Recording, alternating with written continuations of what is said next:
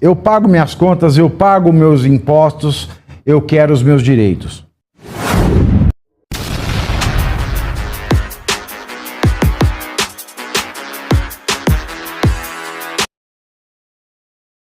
Ainda sobre a Prefeitura de São Paulo, por 39 votos a 13 é sugestivo, né? A cúpula do Partido dos Trabalhadores rejeitou o recurso contra a filiação da ex-prefeita Marta Suplicy. Marta Suplicy retornou às fileiras petistas depois de 9 anos de afastamento, a pedido do presidente Luiz Inácio Lula da Silva. A ideia é que, de volta à legenda, de volta ao PT, Marta Suplicy seja candidata a vice na chapa de Guilherme Boulos. Isso é a Prefeitura de São Paulo. O recurso para impugnar a filiação de Marta Suplicy foi apresentado por Walter Pomar, que é dirigente da Tendência Articulação de Esquerda, que é uma das alas do partido. Ele alegou que a ex-prefeita Marta Suplicy havia feito pesadas acusações contra o PT. Ouvi essa, Milão, vou contar só para você. Jogando luz sobre as denúncias de corrupção. Pomar também lembrou que Marta Suplicy foi ministra de Dilma Rousseff. Posteriormente, em 2016, quando senadora, Marta votou a favor do impeachment da então presidente Dilma Rousseff. Antes de retornar ao PT, a Marta passou pelo MDB e pelo Solidariedade. E até o final do ano passado ela estava comandando a Secretaria Municipal de Relações Internacionais na administração de quem? Ricardo Nunes, que é candidato à reeleição à Prefeitura de São Paulo. O Ricardo Nunes vai ter que explicar alguma coisa, né? Com relação a isso, mas aí fica a chapa, né? Chegando, então, Marta Suplicy para deixar a chapa de Guilherme Boulos ainda mais à esquerda, ou se é que é possível, Melão.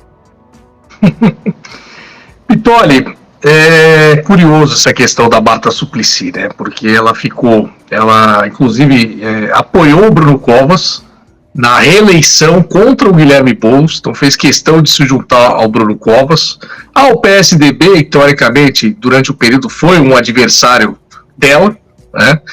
E depois de 3 anos e pouco numa gestão, ficou quando entrou o Ricardo Nunes, né? Talvez se ela tivesse saído lá e falasse, olha, ou esperado um tempo e falasse, discordo dessa gestão, vai contra o que eu tinha acordado com Bruno Covas, etc e tal, e saísse para depois vir nesse movimento de voltar para o PT, enfim, aquela coisa toda, teria um pouquinho mais de nexo.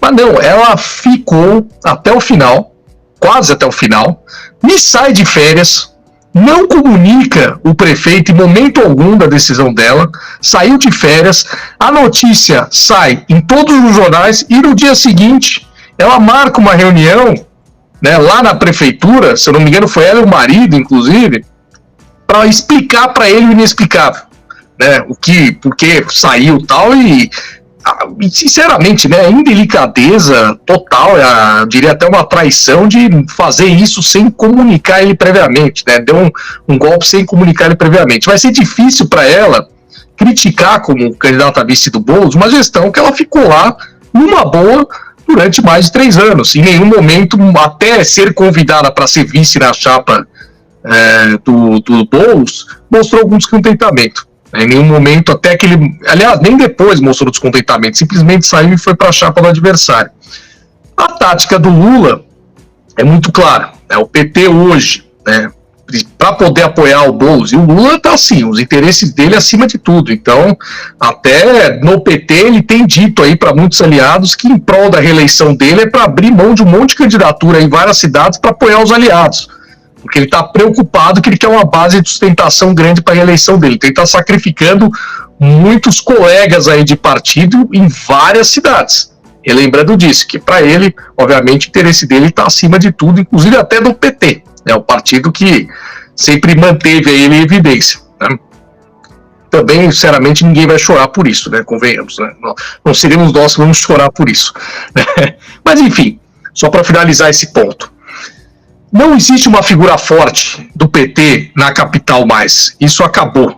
Talvez o Haddad, por ter sido prefeito, candidato tal, mas não seria o caso, jamais seria vice do Boulos, precisaria colocar alguém de vice.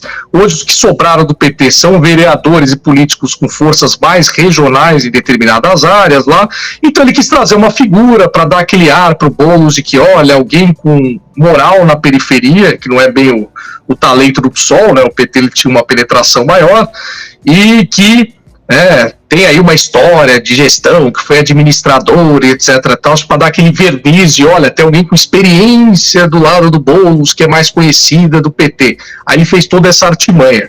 E eu quero saber como que a Marta, que sempre foi tão feminista, aquela coisa toda, vai justificar ter voltado do PT. É que a minha memória, Pitoli, minha memória é muito boa. Eu não esqueço daquela ligação do Lula para o Jacques Wagner, que foi interceptada. Lembra dele falando que ela foi na manifestação lá, já estava no MDB, na manifestação contra o governo Dilma e foi xingada de... Não vou repetir aqui os termos. Você lembra muito bem daquilo, uma coisa assim misógina, terrível, né? Tirando sarro, caçoando. Ele é o Jacques Wagner, ele falou, é bom que ela aprende, não sei o quê. Um diálogo terrível. Quer ver como que ela justifica depois de tudo isso, e depois de criticar o PT, voltar no impeachment da Dilma, colocar à luz tudo isso que você falou de corrupção, de repente volta e sem ter críticas ainda ao Ricardo Nunes e a gestão do Ricardo Nunes ficar sem pertencer. Uma incoerência total. Não tem como explicar o negócio desse. O que eu acho, Melon, que inclusive vai fazer com que Marta seja uma personagem que vai ficar em segundo plano, absolutamente segundo plano, porque nem o Ricardo Nunes vai poder falar sobre Marta, né, porque ele vai tirar contra o próprio governo, se ela ficou ali 3 anos, enfim. O que ele vai falar sobre a gestão dele e a participação da Marta? Ela ali estava. Então, eu sinto que ele vai tentar evitar o assunto. E, por outro lado, como é que Boulos vai tratar a sua vice que serviu ao seu adversário? Então, eu acho que Marta chega como única opção, e você muito bem coloca, a sua análise é boa por estar aí e viver, né, essa política mais de perto, né, por ser a única ou última grande personalidade do PT na capital paulista que pudesse atender os anseios de Lula, e ao mesmo tempo eu vejo ela ficando ali no ostracismo, fica quietinha, Marta. Mas vamos embora. Melão, preciso avançar aqui, deixa eu te contar. A deputada federal Carol D'Artora, do PT do Paraná, defendeu no plenário da Câmara que os professores devem ensinar seus alunos que o ex-presidente da República, Jair Bolsonaro, é um genocida. Ela foi vaiada por parlamentares hoje na Câmara. Em seu discurso, Carol criticava o requerimento de moção de repúdio do deputado Gustavo Gayer, do PL de Goiás, contra Jadir Ribeiro Anchieta, professor de História da Escola Estadual de Educação Básica São Tarcísio, da cidade de São Bonifácio, no estado de Santa Catarina. Durante uma aula, o professor acusou o ex-chefe do executivo de nazista e ladrão.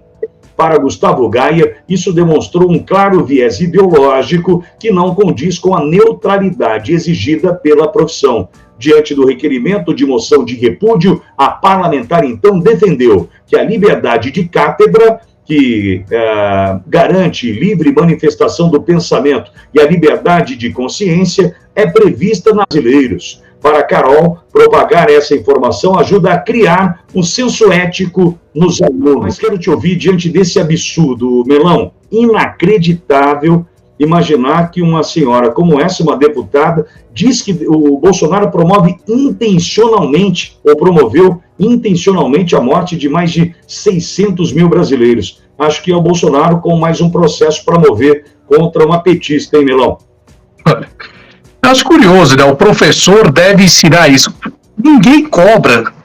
Por que não se cobra que o professor deva ensinar o português adequadamente, já que a gente tem uma grande parcela da população? Isso não sou eu falando, são os testes internacionais, né, que não conseguem fazer a interpretação, uma leitura de texto adequada. É praticamente o analfabetismo funcional. Isso não se cobra. O que aprenda corretamente a fazer cálculos básicos de matemática, por que não cobra isso? Né? O que o professor não deve ser cobrado de ensinar isso adequadamente, principalmente naqueles lugares onde o desempenho é ruim? Porque é isso que vai dar a liberdade do aluno poder aprender, poder crescer, poder se desenvolver. Mas, voltando aqui à questão do genocida, do genocídio, Pitoli, eu acho incrível diria até essa tara que que o PT, a esquerda em geral, eles têm com as palavras, eles gostam de tentar mudar. Eles tentam criar aí pronomes próprios, uma série de questões, e até mudar o significado das palavras, né? Então, fiz questão de pegar aqui o termo genocídio, né? Peguei no dicionário aqui, Oxford Language, né? Diz o seguinte, extermínio deliberado, seria intencional, parcial ou total, de uma comunidade, grupo étnico, racial ou religioso, né?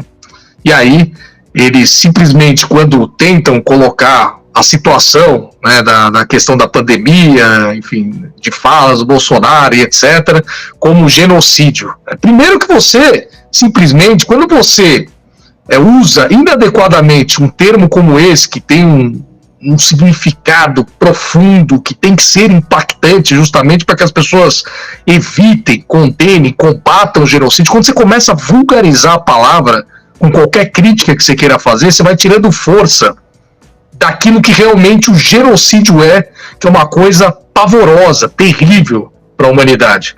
Então já começam fazendo isso, né? E segundo, eu quero saber dessa deputada, gostaria de ouvir dela, se talvez não se encaixaria mais perfeitamente na definição de genocídio, e se o professor não deveria ensinar isso na escola, quem sabe, o que o Hamas quer promover, que é a aniquilação total do Estado de Israel, do povo judeu. Eu queria saber se não caberia mais ao Hamas, que eles tanto defendem e não conseguem criticar e atacar, o termo genocídio, se o professor não deveria ensinar isso na escola, né, usando aí usando bem mais adequadamente o significado para essa palavra, o significado correto. Eu queria agradecer a todos vocês que contribuíram com este programa, com a sua presença irreverente, com o seu compartilhamento, o seu comentário e, é claro, a curtida. A curtida é o que mais vale. O quê? O seu like. Este sinalzinho aqui que é o curtir, que você vai pegar e vai apertar quanto der. Agradeço a companhia e vejo vocês amanhã aqui neste Bate-Canal.